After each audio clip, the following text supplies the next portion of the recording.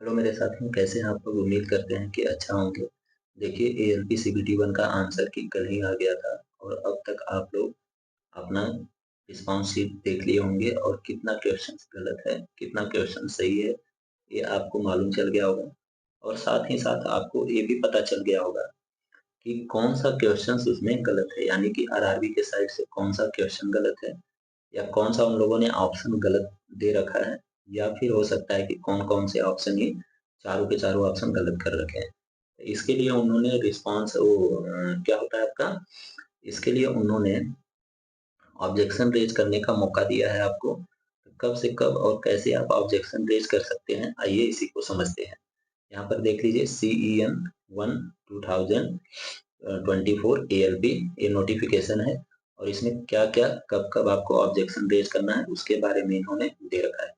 इसमें आपको जो इम्पोर्टेंट चीज़ें हैं मैं वो आपको बताता हूँ। उसके बाद फिर नेक्स्ट पेज पे ले चलेंगे कि कैसे आपको ऑब्जेक्शन रेज़ करना है। देखिए यहाँ पर इन्होंने दे रखा है कि कब इन्होंने आंसर की रिलीज़ किया, कब से कब तक आप देख सकते हो। तो यहाँ देखिए 5 तारीख को सुबह 10 बजे और ऑनवर्ड, मतलब उसके बाद से आप लोग अपना आंसर की और रिस्पॉन्स शीट देख सकते हो। उसके बाद यहाँ पर सेकंड में दे रखे हैं closing of viewing of question paper objection raising and payment window. एक कब तक आप लोग ऑब्जेक्शन रेज कर सकते हो या अपना आंसर की देख सकते हो, तो 10 तारीख तक, 10 दिसंबर तक, 10 बजे के पहले पहले तक। दो चीज हो गया। 5 दिसंबर 10 बजे के बाद से ये सब स्टार्ट हो जाएगा और 10 दिसंबर सुबह 10 बजे के पहले तक ये सब बंद हो जाएगा। ये सब बंद हो जाएगा मतलब ना आप अपना रिस्पॉन्स शीट देख सकते हो और ना आप किसी क्वेश्चन पे ऑब्जेक्शन रेज कर सकते हो। इसके लिए देखो उन्होंने चार्जेज रख रखे हैं। चार्जेज क्या है? पहले तो पर क्वेश्चन के लिए 50 रुपीज चार्जेज, पर क्वेश्चन के लिए 50 रुपीज है और प्लस आपका बैंक चार्ज भी है, प्रोसेसिंग चार्ज है। पेमेंट कैसे कर सकते हो वो यहाँ पर दे रखा है। पेमेंट आप यूपीआई, डेबिट, क्रेडिट किसी भी तरीके से कर सकते हैं। उसके बाद ये है कि मान लीजिए कि उसके बाद मैं क्या आपको बताना चाहता हूँ, मान लीजिए कि अगर आप ऑब्जेक्शन रेज करते हैं और आप जो ऑब्जेक्शन रेज करते हैं वो सही पाया जाता है, तो आपका जो ये 50 रुपीज है ना, वो रिफंड हो जाएगा, ठीक है। और अगर आपका ऑब्जेक्शन गलत पाया जाता है तो 50 रुपीज जो है वो आपका रिफंड नहीं होगा। और देखिए यहाँ पर लास्ट लाइन पढ़िए, आरआरबी का जो डिसीजन है वो फाइनल होगा। अगर आरआरबी ने एक बार बोल दिया कि ये क्वेश्चन सही है, तो आप दुनिया की कोई भी ताकत लगा लो, आप उसे गलत साबित नहीं कर सकते हो। इसलिए यहाँ पर पहले इन्होंने लिख रखा है कि आरआरबी का डिसीजन जो है वो फाइनल होगा। तो चलिए, ये तो हो गया नोटिफिकेशन। अब देख लेते हैं कि कैसे आपको ऑब्जेक्शन रेज करना है। यहाँ पर देखिए, आप जिस आरआरबी से फॉर्म भरे हैं उस आरआरबी के साइट पे जाएंगे और आप अपने कैंडिडेट लॉगिन वाले पेज पे आ जाएंगे। कैंडिडेट लॉगिन पेज में क्या क्या करना है आपको पहले से ही पता है। क्या क्या करना होता है, पहले आप अपना रजिस्ट्रेशन नंबर डालिए, डेट ऑफ बर्थ डालिए और यहाँ पर जो कैप्चा है उसको फिलअप करिए। उसके बाद आप लॉगिन पे क्लिक करेंगे तो आप नेक्स्ट विंडो में इंटर कर जाएंगे। नेक्स्ट विंडो में क्या क्या होता है और वहीं से आप ऑब्जेक्शन कैसे रेज कर सकते हो, ये सब मैं आपको अब बताता हूँ। देखिए, जैसे ही कैंडिडेट लॉगिन हो जाएगा, आपका लॉगिन हो जाएगा, आप इस साइट पे आ जाएंगे। यहाँ पर इन्होंने एक नोटिस निकाला है और उसमें इन्होंने प्रोसीजर दे रखे हैं कि स्टेप बाय स्टेप आप कैसे ऑब्जेक्शन रेज कर सकते हो। तो यहाँ पर देखिए, नेक्स्ट पे पेज पे चलते हैं। जैसे ही आप लॉगिन करेंगे आपको कुछ ऐसा शो होगा। जैसे ही आप लॉगिन करेंगे आपको ऐसा शो होता है। यहाँ पर देखिए आपका डिटेल रहेगा। यहाँ पर अगर हेल्प डेस्क है, आपको कुछ हेल्प चाहिए तो उसके लिए है। यहाँ पर आंसर की है और यहीं बगल में आपका ऑब्जेक्शन का भी टैब है। यहीं बगल में ही ऑब्जेक्शन का टैब है। जैसे ही आंसर की पे आप क्लिक करेंगे, यहाँ से आप क्लिक हेयर टू जनरेट पर टिक करके आप अपना आंसर की जो है रिस्पॉन्स शीट जो है वो डाउनलोड कर सकते हैं। उसके बाद एक स्टेप और आगे चलते हैं, देखते हैं कि कैसे और क्या-क्या इसमें शो होता है। पहले देखिए, जो भी आपका ऑप्शन शो होता है उस पे क्या-क्या डिटेल रहता है। तो वहाँ पर देखिए, it will show you your question paper with your marked option. आपका क्वेश्चन पेपर रहेगा और उस पे आपने क्या क्वेश्चन आंसर मार्क किया है वो, करेक्ट ऑप्शन आरआरबी की साइड से कौन सा करेक्ट ऑप्शन है वो, और साथ में ही आपको ऑप्शन आईडी भी रहेगा। यहाँ पर देखो इन्होंने एक सैंपल दे रखा है रेफरेंस के लिए, एक सैंपल दे रखा है रेफरेंस के लिए। तो चलिए इसमें मैं आपको समझा देता हूँ।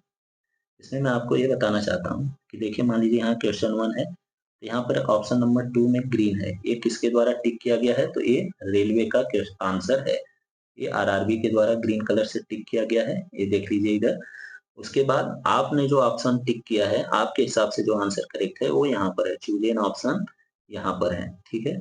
इसके अलावा भी और क्या क्या डिटेल है, थोड़ा सा जूम कर लेता हूँ ताकि आपको आइडिया लग सके और इसका आपको जरूरत पड़ेगा। देखिए यहाँ पर है क्वेश्चन आईडी। मान लीजिए कि जैसे आपको इस क्वेश्चन पे रेज करना है ऑब्जेक्शन, तो आपको इस क्वेश्चन आईडी की जरूरत पड़ेगी। मान लीजिए 355 लास्ट में है, तो आप वहां से जब सिलेक्ट करेंगे तो एक क्वेश्चन आईडी आपको सिलेक्ट करना पड़ेगा। साथ में इन्होंने 4 ऑप्शन आईडी भी दे रखा है। ये क्यों दे रखा है?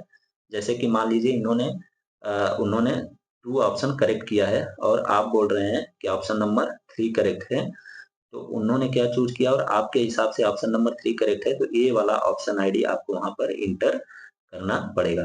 उम्मीद कर रहे हैं कि आपको समझ में आ रहा होगा थोड़ा थोड़ा। उसके बाद नेक्स्ट चलते हैं। नेक्स्ट में क्या इन्होंने बता रखा है? नेक्स्ट में इन्होंने बता रखा है, देखिए ये सब छोड़िए, मैं आपको बता रहा हूँ कि क्या क्या है।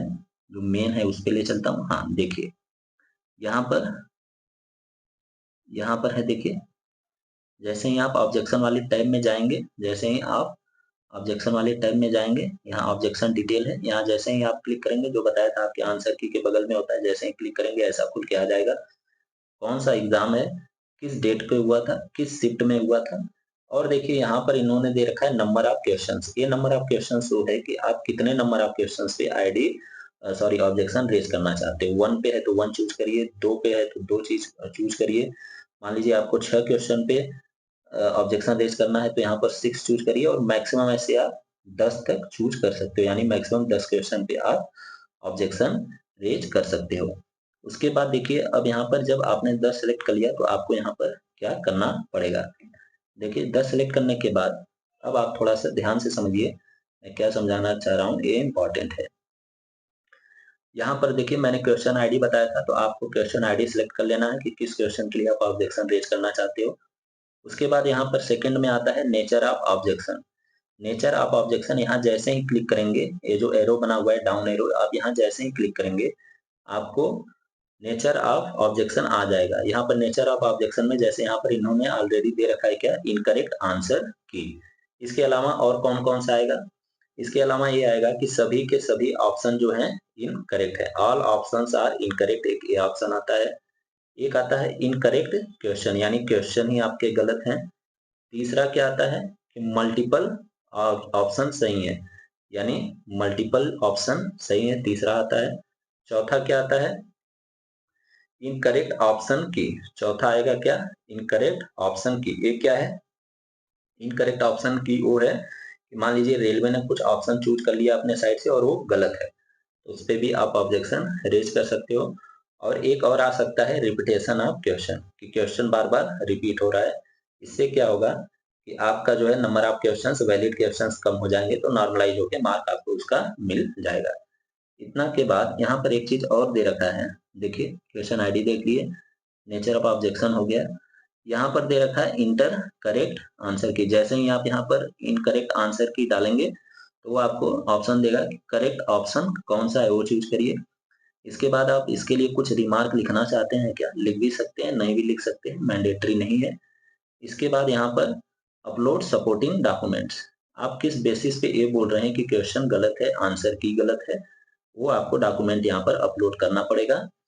उसके बाद देखिए यहाँ पर एक और रहता है कि आपने किस माध्यम में पेपर दिया है या किस माध्यम से क्वेश्चन अटेम्प्ट किया है। इंग्लिश से किया है, हिंदी से किया है, बंगाली से किया है, कन्नड़ा से किया है, किससे किया है वो दिया रहता है। और एक चीज आप लोग ध्यान दीजिए कि इन केस ऑफ डिस्प्यूट, अगर कुछ भी डिस्प्यूट होता है तो कौन सा वर्जन करेक्ट माना जाता है, इंग्लिश वर्जन हमेशा करेक्ट माना जाता है। इसलिए अगर आपको किसी क्वेश्चन में डाउट लग रहा है तो आप एक बार इंग्लिश वर्जन जरूर देखिए कि इंग्लिश वर्जन में क्या दे रखा है, यही करेक्ट माना जाता है। उसके बाद चलते हैं, ये सब तो हो गया। अब मान लीजिए एक क्वेश्चन पे आप ऑब्जेक्शन रेज कर दिए, उसके बाद दूसरा पे है, तो सेम यहाँ क्वेश्चन नंबर 2 क्या ऑब्जेक्शन रेज करना चाहते हो, सेम वही है। मान लीजिए कि सभी के सभी ऑप्शन करेक्ट हैं या सभी के सभी गलत हैं, तो यहाँ पर आप ये जो दे रखा है ना आंसर की वो मान लीजिए चारों ऑप्शन करेक्ट हैं, तो आप यहाँ पर आंसर का जो आईडी है वो सब सेलेक्ट कर सकते हो। मान लीजिए पहला आंसर सही हो गया, फिर कामा दीजिए, दूसरा क्वेश्चन का दूसरा आंसर का आईडी यहाँ पर लिख दीजिए, कामा दीजिए, तीसरा लिख दीजिए, ऐसे आप कामा देके लिख सकते हैं। उसके बाद देखिए लास्ट में आपको सपोर्टिंग डॉक्यूमेंट यहाँ पर एक अपलोड करना पड़ेगा, सपोर्टिंग डॉक्यूमेंट। उसके बाद यहाँ क्लोज कर दीजिए। क्लोज करने के बाद अब पेमेंट विंडो पे चले जाएगा, ये पेमेंट विंडो पे जाएगा। यहाँ पर आप कितने क्वेश्चंस पे ऑब्जेक्शन रेज किए हैं, जैसे मान लीजिए यहाँ पर इन्होंने 4 क्वेश्चन पे ऑब्जेक्शन रेज किए हैं, तो उसके हिसाब से यहाँ पर इनको 200 रुपये पे करना पड़ेगा। 200 रुपये पे करने के बाद आपका ये प्रोसेस कंप्लीट हो जाएगा। प्रोसेस कंप्लीट हो जाएगा। उसके बाद क्या आरआरबी डिसीजन लेता है, वो 1 हफ्ते 2 हफ्ते 3 हफ्ते के अंदर आपका आ जाएगा। और वो ये सब होने के बाद जैसे ही ऑब्जेक्शन सब कैंडिडेट रेज कर लेंगे, उसके बाद आपका आता है रिवाइज्ड आंसर की। रिवाइज्ड आंसर की आएगा, एक बार फिर से इसमें ये ऑब्जेक्शन रेज करने का मौका देंगे, उसके बाद ये डायरेक्ट फाइनल आंसर की निकालेंगे, उसके बाद कुछ भी नहीं होगा। यहाँ पर आपको ध्यान में क्या रखना है कि 10 दिसंबर सुबह 10 बजे से पहले पहले तक आपको ऑब्जेक्शन रेज करना है। उम्मीद करता हूँ समझ में आया होगा। बहुत इजी है, कुछ भी नहीं है, आप 1-2 बार देखेंगे समझ में आ जाएगा। आप अपना ख्याल रखिए, पढ़ाई जारी रखिए। अगर कुछ भी डाउट होता है तो आप हमें कमेंट सेक्शन में पूछिए, हमें टाइम मिलेगा तो हम जरूर से रिप्लाई